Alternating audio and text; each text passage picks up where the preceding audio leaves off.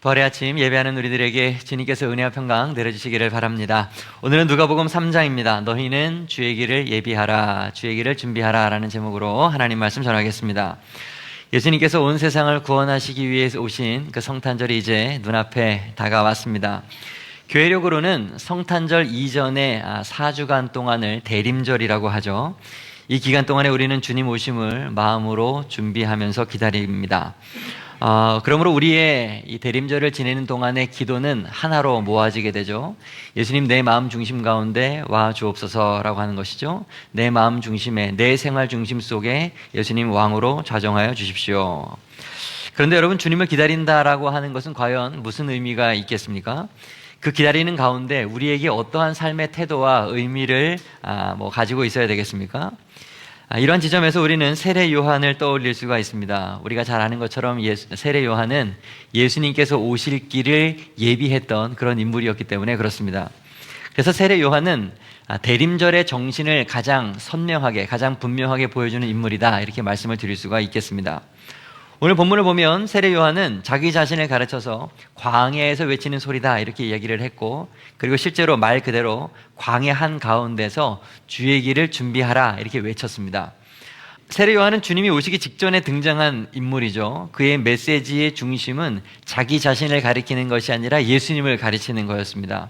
많은 사람들 앞에서 많은 사람의 시선을 자기에게로 향하는 게 그의 메시지의 목표가 아니라 많은 사람들이 예수님이 오실 그 길을 준비하게 하는데 그의 메시지의 목적이 있었어요. 우리는 세례 요한이 인용한 이 이사야의 말씀을 통해서 대림절에 우리가 무엇을 해야 하는가 하는 것을 배울 수가 있습니다. 요한은 이사야 40장 말씀을 인용하면서 주의 길을 준비하라, 이렇게 외쳤는데요. 고대 근동에서 왕이 어떤 곳을 가게 되면 먼저 전이대가 앞서가죠. 그래서 왕이 갈 길을 미리 이렇게 예비하고는 했습니다. 마차를 타고 다니던 때였기 때문에 도로 상태가 굉장히 중요하죠. 그래서 움푹 패인 곳은 다시 이렇게 메워야 됐고요.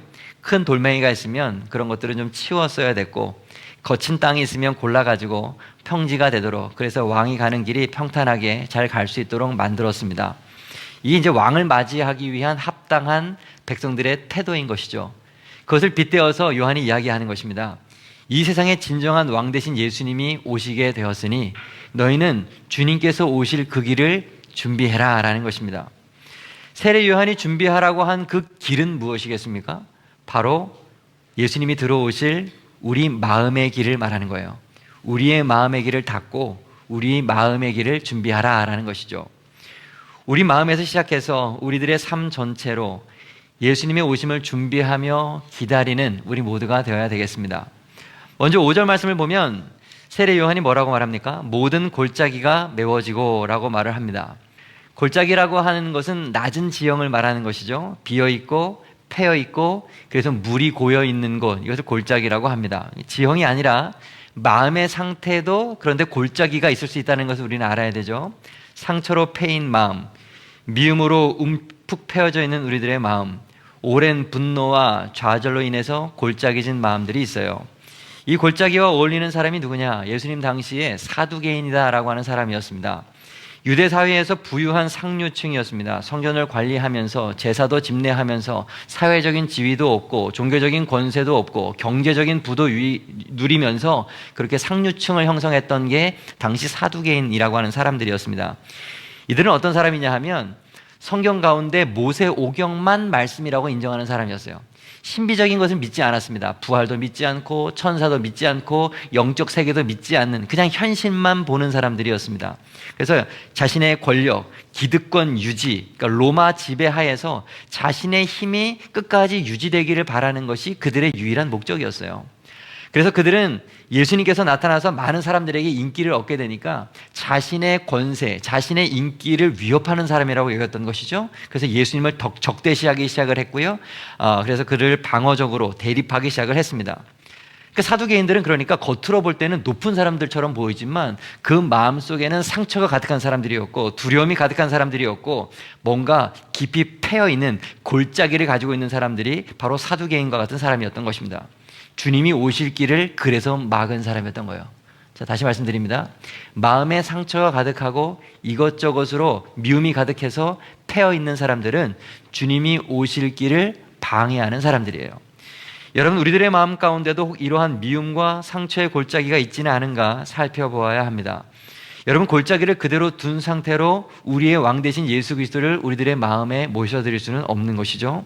골짜기는 메워져야 주님께서 오실 수 있는 좋은 길이 되는 것입니다. 오늘 우리 시대를 돌아보면 마음의 골짜기를 가지고 있는 사람들이 너무나 많이 있다는 것을 발견하게 됩니다. 이유를 알 수 없는 우울증을 앓고 있는 사람들이 참 많아요. 사람과 사람과의 관계 속에서 여러 가지 상처를 가진 사람들도 많이 있고요.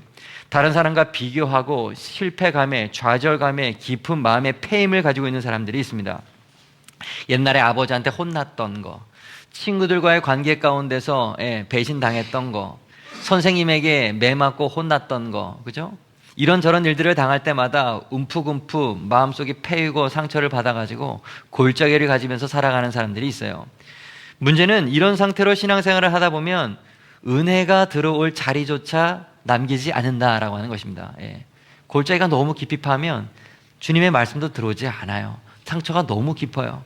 누가 나를 살짝 건드리기만 해도 막 싸울 듯이 반응합니다. 이런 마음 가운데 주님은 다가올 수가 없죠.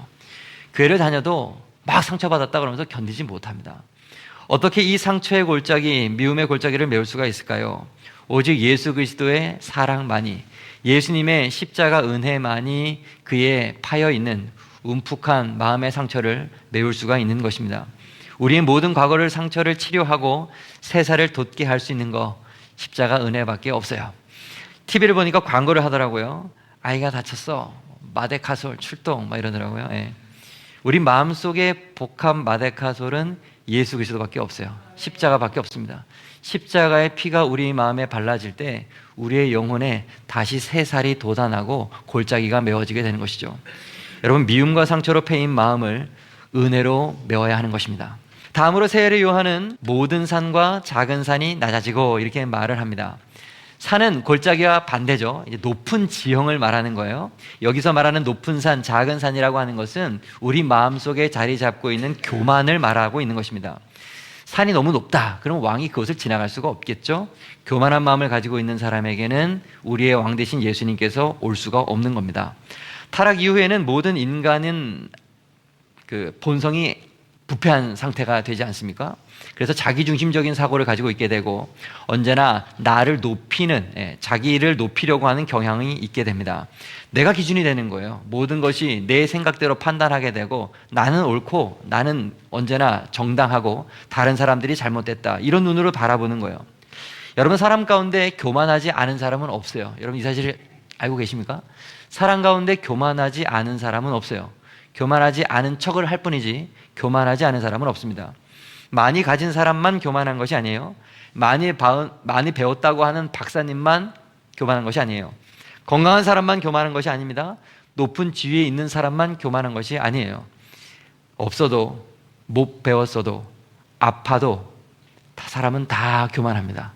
다 내가 옳다고 생각합니다. 은근히 다른 사람을 판단하고 높은 자리에 앉아 있어요. 겉으로 드러나지 않아도 모두 우리는 자기중심적이고 내가 옳다고 생각을 합니다. 특별히 예수님 당시에 바리새인들이 그런 특징을 가지고 있었죠. 종교 지도자들입니다.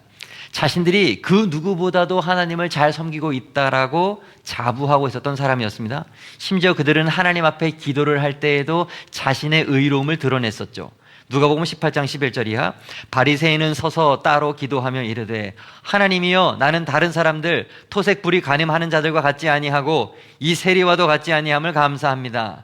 나는 일회에 2번 금식하고 또 소득의 11조를 드리나이다 하고, 기도인지 자랑인지 알지 못하는 기도를 하나님 앞에 올려드리고 있는 것입니다. 이 기도 속에 담겨있는 저들의 속마음이 무엇이죠? 나는 이렇게 너희들과 다른 사람이니 너희들 나를 높이 여겨라, 너희들 나를 존경해라 라고 하는 게 이들의 기도 속에 담겨있는 것입니다. 그들은 세리를 경멸했어요. 남의 돈이나 착취하는 사람들, 로마에 굽신거리는 사람들, 아주 그들을 비웃었어요. 스스로 교만해서 나는 하나님의 사람이고 너희들은 죽을 놈들이다, 너희들은 죄인이다, 비판하고 정죄하고 판단하는 사람들이었습니다. 결국 그들은 그러한 마음을 가지고 있었기 때문에 참 복음이신 예수 그리스도가 왔을 때 예수님을 미워하게 되었고 예수님을 십자가에 못 박아 죽였습니다. 하나님을 가장 잘 섬긴다고 하는 사람들이 하나님의 아들 예수 그리스도를 십자가에 못 박고 말게 된 것이죠. 야고보서 4장 6절 하반절, 하나님이 교만한 자를 물리치시고 겸손한 자에게 은혜를 주신다 하였느니라. 여러분, 우리들 마음 가운데 있는 높은 산과 모든 산들, 작은 산들은 다 낮아져야 합니다. 그래야만 왕 되신 예수님께서 우리들 가운데 찾아오실 수가 있는 거예요. 세례 요한은 그토록 많은 사람들이 따른 인물이었지만 언제나 자신은 낮췄고 예수님을 높였어요. 그죠? 그가 한 말 중에 유명한 말이 무엇입니까? 그는 흥하여야 하겠고 나는 쇠하여야 하리라. 예수님은 높아져야 하겠고 나는 낮아져야 되겠다. 이게 세례 요한의 이야기였습니다. 여러분, 자기를 높여서 누군가에게 존경받는 사람은 세상적 방법으로 살아가는 사람이고, 자신을 낮춤으로써 다른 사람에게 존경받는 사람은 성경적 가치로 살아가는 사람입니다. 사랑하는 여러분, 우리는 모두 우리 자신을 낮춰야 합니다. 높은 산이 자기 스스로 낮아지지 아니하면 어떤 일이 일어나느냐? 예수님께서 오실 때 강제적으로 그들을 다 무너뜨리실 거예요. 다시, 내가 스스로 나를 부인하지 않으면 마지막에 주님이 우리를 무너뜨리십니다. 스스로 낮아지는 것은 은혜로운 일이지만 강제로 낮아지는 일은 수치가 된다는 사실을 잊지 않기를 바랍니다. 마태복음 16장 24절, 이에 예수께서 제자들에게 이르시되 누구든지 나를 따라오려거든 자기를 부인하고 자기 십자가를 지고 나를 따를 것이니라. 교만하고 높아진 마음, 자기 부인의 마음으로 스스로 낮아져야 합니다.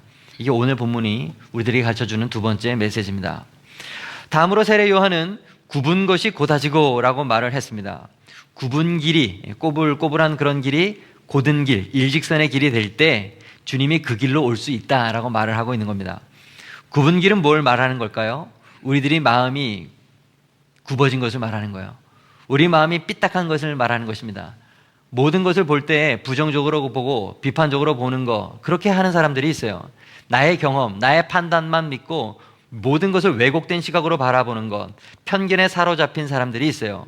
이런 사람들은 어디 가나 문제를 일으킵니다. 가정에서도 불화를 일으키고 직장에서도 늘 자꾸 싸움을 이제 잦아요. 그런 사람들이 있어요. 성경 인물 가운데 삭개오라고 하는 인물이 있습니다. 누가복음 19장에 등장한 인물인데, 그는 키가 작았다고 하는 컴플렉스를 가지고 있었는데 그 컴플렉스를 돈으로써 극복하려고 하는 사람이었어요. 자신이 가지고 있는 컴플렉스를 돈으로 극복하려고 하는 사람. 삭개오라고 하는 그 이름의 본래의 뜻은 순수한 자, 정직한 자, 청결한 자라고 하는 뜻을 가지고 있지만 실제로 그의 삶은 어땠습니까? 돈을 탐닉하는 삶이었어요. 세리장이었죠. 부정, 탐욕, 사람들의 미움을 받으면서 살아가는 삶이었습니다. 예수님을 만나기 전에는 늘 부정적이었죠. 컴플렉스에 시달리는 사람들, 자기중심적인 마음에 갇혀자는 사람, 그게 바로 삭개오였습니다. 그랬던 그가 주님을 만났죠. 그랬더니 삶이 완전히 바뀌어 버렸습니다. 꾸불꾸불 굽어졌던 마음이 곧아지게 되었고요. 삶이 변했어요. 주변을 돌아보기 시작했습니다. 자신의 잘못을 발견하기 시작했습니다. 회개하기 시작했고 자신이 가지고 있었던 불을 사람들에게 나눠주기를 시작한 것이죠. 사실 성경 인물 가운데 야곱이라고 하는 사람도 굉장히 삐딱한 인물이죠. 형 에서를 속이고 장자권을 얻었던 게 야곱이었습니다. 하나님을 신뢰하지 않고 자기의 방법으로 어떻게든지 살려고 했던 게 이 야곱의 인생이었습니다. 하지만 그런 인생도, 그런 모난 인생도 주님께서 펴주셨죠. 그죠?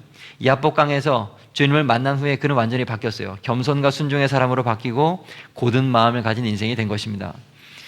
여러분, 마음이 굽은 사람은 언제나 불평과 불만으로서 주변 사람들을 갉아먹어요. 대림절은 단순히 예수님을 기다리는 시간이 아니라 우리의 굽은 마음을 펴도록, 우리의 굽은 마음을 주님께로 가지고 와서 기다리는 시간이 되어야 되는 것입니다. 그런 우리가 되기를 바랍니다. 혹시 여러분 외팔 구두장이 남궁정부라고 하는 분을 알고 계시는지 모르겠습니다. 10년 전부터 이런저런 TV에도 많이 나오고 뉴스 기사에도 나오는 그런 분이셨는데요. 그분은요 55세에 불의의 사고를 당하셨습니다. 지하철 그 노선에 떨어지셔가지고 오른쪽 팔을 잃으셨어요. 얼마나 이게 심했는지 의수를 하려고 해도 이 남아있는 팔이 너무나 짧아서 의수조차 할 수 없는, 정말 오른팔이 전혀 없는 그런 삶이 되었습니다. 보통 사람 같으면 절망에 빠졌을 텐데, 삐딱한 마음이 되었을 텐데, 굽은 마음이 되었을 텐데, 그분은 생각을 바꿨어요. 나에게는 왼팔이 있다.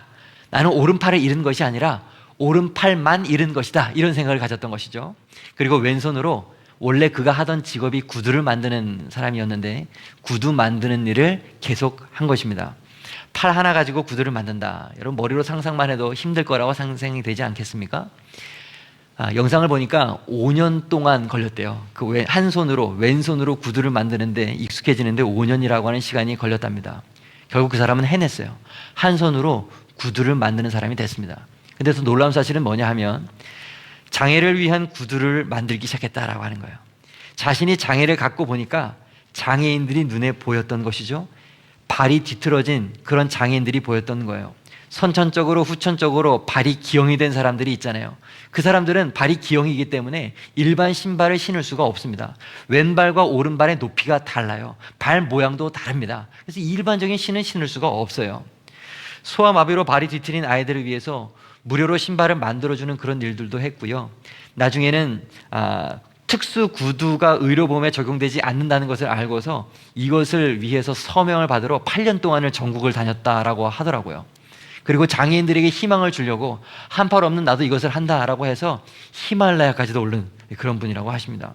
영상을 보니까 그분의 가게에는요, 크기도 모양도 제각각인 수제 구두가 놓여 있었습니다. 자세히 보시면 신발이 저게 다 짝이에요. 근데 왼발 신발과 오른발 신발의 굽이 다릅니다. 모양도 다 달라요. 이렇게 다 만들어주는 것입니다.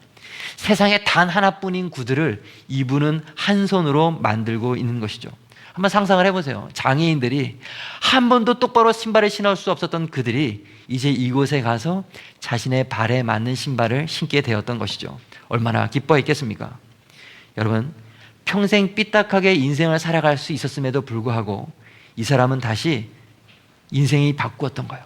상처를 입은 사람이지만 다른 사람을 위한 치유자가 된 거예요. 상처 입은 치유자, 이분들을 두고 하는 말이 아닌가 싶습니다. 찾아보니까 2021년도 국민일보 기사가 가장 최근 기사더라고요. 그때 나이가 81세였어요. 21년도가 81세니까 지금 85세지 않습니까? 81세이신 나이신데도 여전히 세상에 단 하나뿐인 구두를 만들고 계셨습니다. 여러분, 굽은 마음이라 하더라도 주님을 만나면 곧아진다는 사실을 잊지 않기를 바랍니다. 우리의 굽은 마음, 모난 마음, 꾸불꾸불 다른 사람들에게 상처 주는 그런 마음, 주님께서만 곱게 펴주실 수가 있습니다. 마지막으로 세례 요한은 뭐라고 말합니까? 험한 길이 평탄해질 것이다, 이렇게 말을 합니다.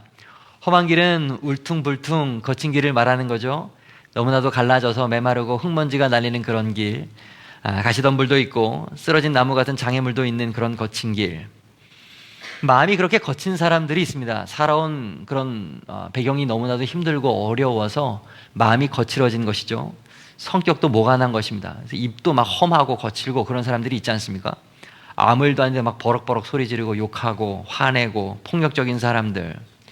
성경에서 생각해 보니까 예수님 당시에 분봉왕이었던 헤롯 안티파스가 그런 인물이었던 것 같아요. 마태복음 14장에 분봉왕 헤롯이라고 이제 나온 그 사람인데 갈릴리와 베레와라고 하는 지역을 다스렸던 왕이었습니다. 그 사람이 얼마나 포악했냐 하면 자신의 동생인 빌립이 있었는데 동생의 아내 헤로디아를 자기의 아내로 뺏은 사람이에요. 그뿐만 아니라 이것을 가지고 잘못됐다라고 세례 요한이 지적을 하니까 세례 요한을 감옥에 가두고 결국에는 그를 참수형시켰죠. 목을 잘라서 이 쟁반에다가 들고 나온 이게 그렇게 포악한 인물이 헤롯 안티파스라는 인물이었습니까? 자기의 탐욕과 권력을 위해서 자기보다 약한 사람들을 그냥 짓밟는 것입니다. 폭력을 서슴지 않는 그런 사람들, 나밖에 모르는 사람들, 거친 사람들이에요. 우리를 좀 돌아보면 좋겠습니다. 혹 우리들에게도 이러한 험하고 거친 모습이 있지는 않은가? 사실 성경을 가만히 보면 모세도 살인자였어요. 모세도 거친 면이 있었어요. 다윗은요? 다윗도 그랬어요. 다윗도 사람을 죽인 적이 있었어요. 바울은요? 바울도 잘못된 신념으로 예수 믿는 사람을 잡아 죽이려고 이것저것 다리던 그런 인물이었습니다. 사람은 누구나 다 폭력성을 다 가지고 있어요. 거친 면이 다 있습니다. 함부로 여러분은 남을 정죄하거나 비판하지는 않습니까? 아무것도 아닌데 화를 내고 벌컥 소리 지르면서 살지는 않습니까? 걸핏하면 주먹 휘두르고 상 뒤엎으면서 사는 그런 사람은 아닙니까? 이런 우리들의 모든 거친 모습이 주님의 모습으로, 주님의 보혈로 온유하게 변화가 되어야 될 줄로 믿습니다. 험하고 거친 인생도 온유해질 수가 있는 것입니다. 여러분, 대림절은 단순하게 성탄절을 기다리는 4주간의 기간이 아니에요. 우리의 마음과 삶이 주님을 맞을 준비를 하는 아주 거룩한 기간이어야 되는 것입니다. 세례 요한이 외친 것처럼 우리는 골짜기처럼 패여진 우리들의 마음의 상처, 삶처럼 높아진 교만의 마음, 굽어진 마음, 거칠어진 인생, 이것을 평탄하게 만들어야 되는 것입니다. 우리가 준비가 된 길, 마음, 그런 것을 갖추게 될 때에 예수님은 우리들의 마음에 오셔서 평강과 진정한 기쁨을 허락해 주실 것입니다. 성탄절이 며칠 남지 않았습니다. 주님을 맞이하는 실질적인 준비의 기간이 되기를 간절히 소망합니다. 오늘 말씀 정리하겠습니다. 너희는 주의 길을 준비하라. 첫째, 미움과 상처로 패인 마음을 은혜로 메워야 합니다. 두 번째, 교만하고 높아진 마음을 자기 부인으로 스스로 낮춰야 합니다. 세 번째, 굽은 마음도 주님을 만나면 고다해집니다. 네 번째, 험하고 거친 인생도 예수님으로 온유해질 수가 있습니다. 기도하겠습니다.